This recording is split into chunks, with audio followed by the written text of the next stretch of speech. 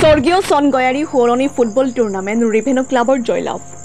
ৰিভেনু ক্লাবৰ উদ্যোগত কাৰ্বি আংলং জিলাৰ ৰাজপুৰ LP স্কুল খেলপথাৰত প্ৰথম বাৰ্ষিক স্বৰ্গীয় চনগয়াৰী সোঁৱৰণি ফুটবল টুৰ্ণামেণ্টত ৰিভেনু ক্লাবৰ জয়লাভ। আজি অনুষ্ঠিত হোৱা ফাইনেল খেলত A1 ফুটবল একাডেমী আৰু ৰিভেনু ক্লাবৰ মাজত অনুষ্ঠিত খেলখনত 3-2 গ'লৰ ব্যৱধানত জয়লাভ কৰে ৰিভেনু ক্লাবে।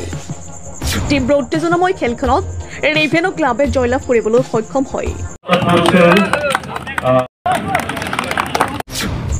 উক্ত ফাইনেল খেলখনত 2000ৰো অধিক খেলপ্ৰেমী ৰাইজ উপস্থিত থাকে।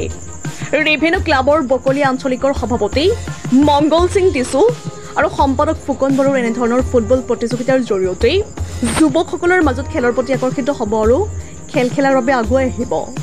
আজিৰ খেল পৰিচালনা কৰে অক্ষয় বসুমতৰী, মহেশ সিংনাৰ, ৰাণা ৰংহাং, নিজাম মুছাহাৰী। ৰাজপথৰ পৰা গোলাপী তকবিপেৰ ৰিপৰ্ট, নিউজ 24 অসম।